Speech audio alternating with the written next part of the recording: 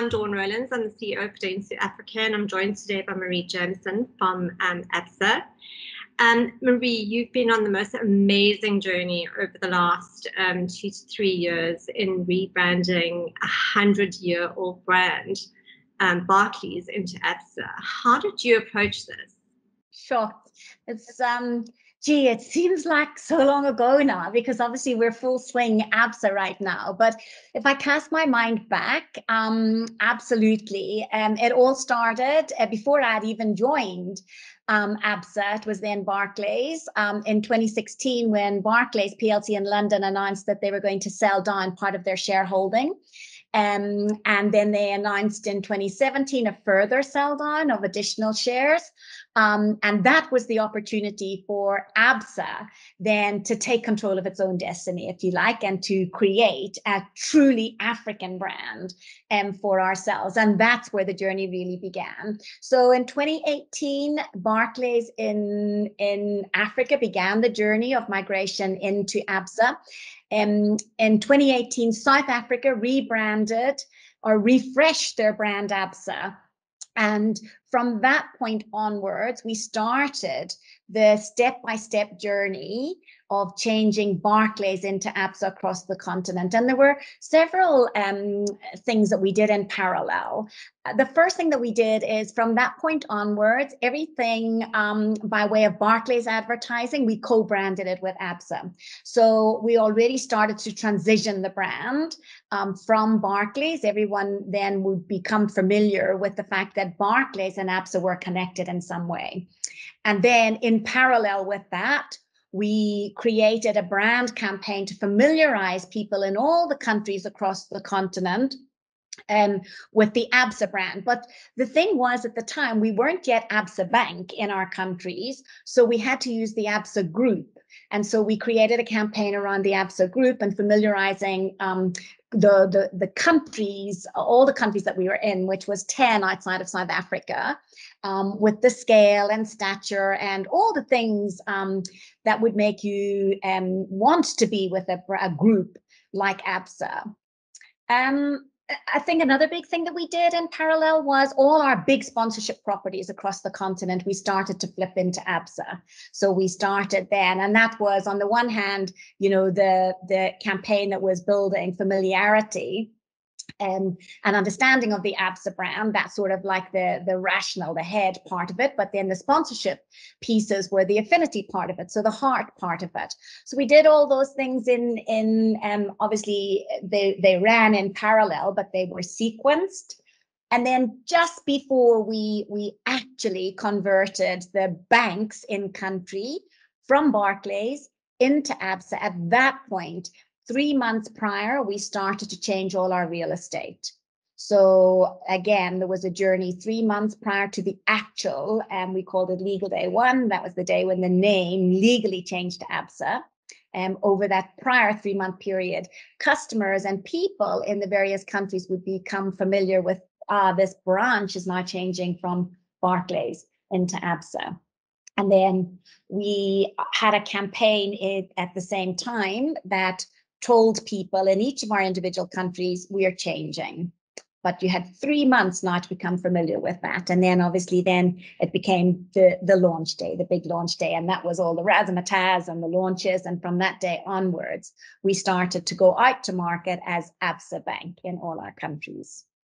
What I found absolutely fascinating about the campaign was the fact that you created a new word in the English dictionary, Africanacity. And I mean, I think if you think about the tenacity that Africans have in our everyday lives, how we actually approach life, I think it's pretty amazing achievements. So can you tell us a little bit about Africanacity and what you think it's really meant to consumers and your customers across the region? Yes, it's a wonderful word, right? It was the word was created by our creative agency partner, FCB, and when they came up with this word, we absolutely knew that it was 100% right for what we wanted to do across the continent, because it encapsulated everything that Absa stood for, and it encapsulated the spirit of this continent, country by country. Yes, there are nuances, but as Africans, it's exactly like you said, Dawn. It's the tenacity, it's the creativity, it's the can-do attitude. It's all of those things rolled up into one. And that was the inspiration for us as the brand, as we brought it to market in each of the individual countries. And out of that, we created a whole campaign. So there was an overarching piece that we called Manifesto. So that was just making people familiar with the definition of Africanacity. It's the uniquely African ability to always find a way to get things done. But then in parallel, each of our countries created their own local stories campaign. The inspirational stories in each of those countries that really brought to life the spirit of Africanacity. And honestly, it goes from, every country had individual stories, but like, for example, in Mozambique, we featured, there were multiple stories, but one featured a guy, an artist who created works of art out of old arms, out of old shells, out of old, remnants of a civil war before. In Zambia, one of the people we featured had created a sports car, an actual running sports car out of scrap metal. In Uganda, we had a person who had also out of scrap metal, had created cameras that he was actually making films on. And across the continent, every story was so totally different, but every story is uniquely inspirational. And I guess that's part of what creates the energy and inspires us to go that extra mile, for our customers, because that's the spirit of Africanacity is, I guess, what inspires us every day. It really is an amazing story, and incredible to see how each country nuanced it. And I mean, obviously, we're living in a very youthful environment. If you think about the African customer, how did you manage to get a more youthful and digital feel, but still keep the stature of the legacy brand alive? Yeah, I think probably the root of that would be our VI. And one of the things that we decided right at the outset was we wouldn't go for one single color. The Barclays blue, if you think about it in the color spectrum, blue is quite a cold color. And so one of the things that we knew was we wanted to make sure that we embraced the warmth of the African continent. And so although Absa in its heritage had been a uniquely red brand, as we refreshed the brand and as we moved from Barclays into Absa across the continent, we talked about injecting Africa, all of Africa, into Absa.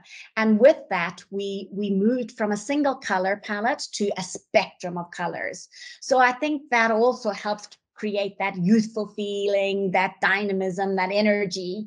And in parallel with that, I think, in terms of just making sure that we were communicating and socializing the scale and stature of this big brand.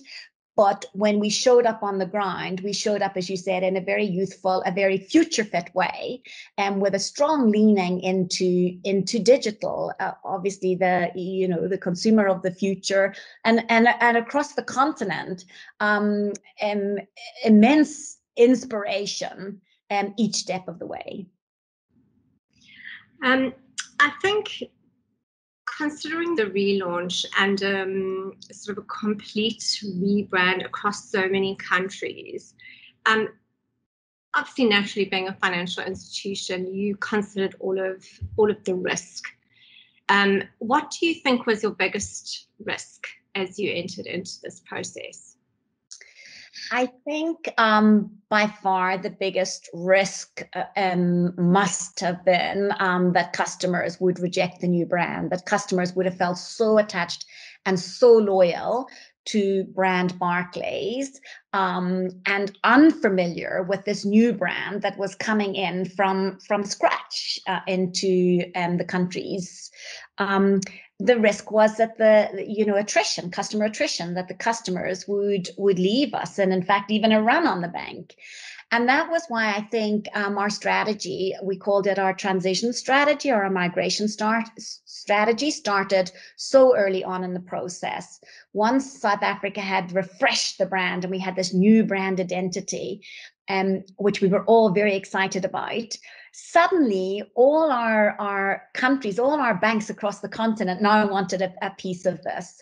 And so that allowed us to introduce the brand, as I said, in those many different ways, different tactics, but we introduced the brand really from the back end of 2018 right through to the various launches, which in 2 countries happened at the end of 2019, and in the other countries happened in the beginning of 2020. But also by changing our real estate over a period of time, we allowed customers to become familiar, to become acquainted, to build some level of affinity. That was, again, where our sponsorship properties played out. And also, I think we were very cognizant of that as well in terms of how we launched in individual markets. We launched, yes, with big advertising campaigns. You would know, we partnered with you guys every step of the way. But even on launch day, just going to the market and saying hello, showing up in different, unique ways, and showing up on the ground as well as in the media, meant that over that long period of time, we had allowed customers to become, and the general publics to become, familiar with us. And then from the day of actual launch, then we really grounded it. And each of our countries, I have to give kudos to all our heads of MCR across the continent. Everyone really made sure that they connected with their local customers in that very unique way. So I think that was all in all how we negated that risk, and thankfully it paid off. And customers from day one, it was really fantastic how well the new brand was embraced. I absolutely agree. I attended the Kenyan launch in Nairobi, and the amount of excitement in that city was just amazing. Having attended a few of those, there were some amazing kind of events, and you could definitely feel the energy. Which country did you feel actually embraced this and did the best job? Sure. That's a difficult one. Honestly, you're going to think that I'm sitting on the fence, but honestly, Dawn, I can honestly tell you that they were all uniquely brilliant. They were all very, very different. Like you would know, I mean, because you're at Teams again on the ground partnered with us, but think to Seychelles and the umbrellas right the way down that strip, right? Think of in every country was different in terms of the people who attended. In Mozambique, for example, you left the building and the building was blue. You came back and the whole building was lit up red. And in countries, the president was there, and every country was uniquely different, but every country was perfect for their individual countries.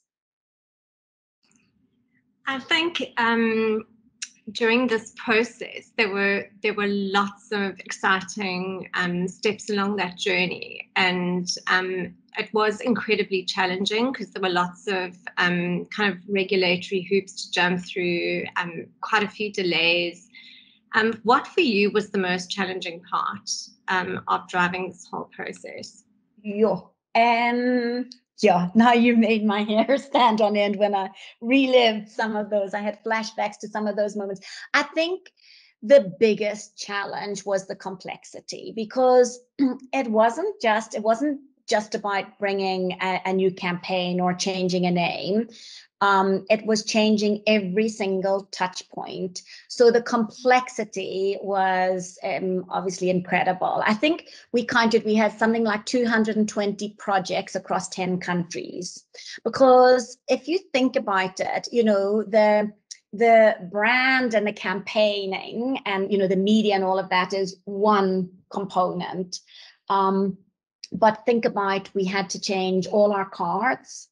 And at the same time, we decided that we were really going to make an innovation leap, and we were going to go vertical cards. So you can imagine in 10 countries a first.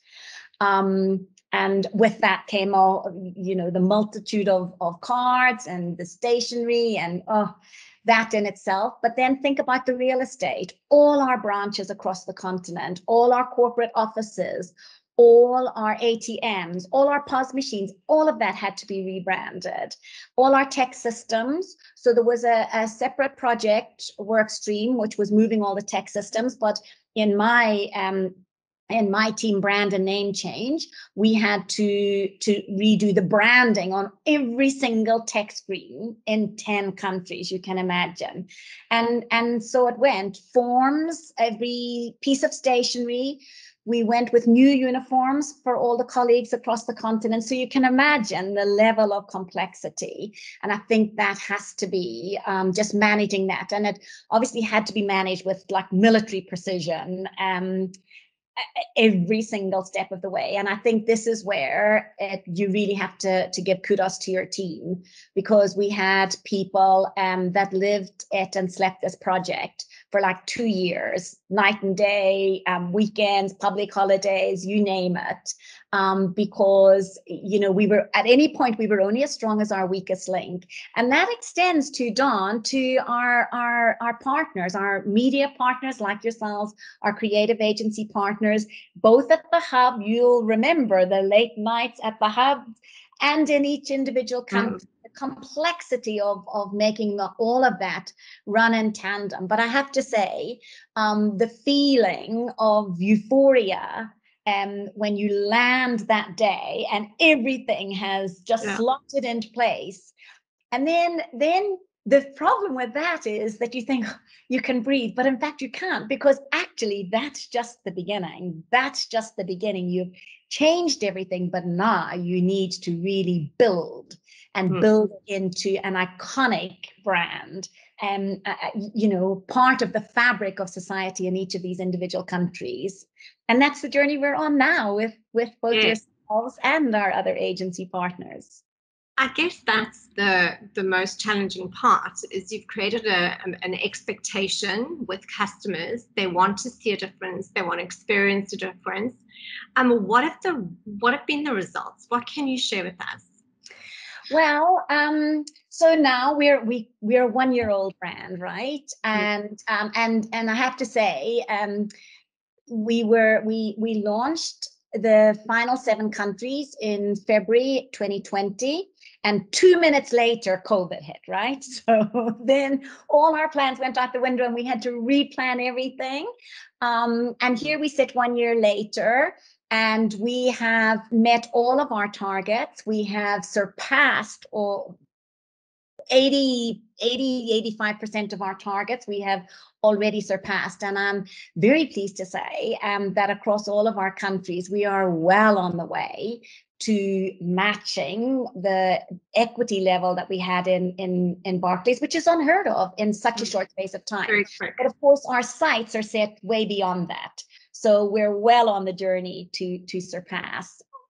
Please God. But so very, very happy with the results so far. And that's kudos to the hard work of all the teams, both at Centre and across the countries.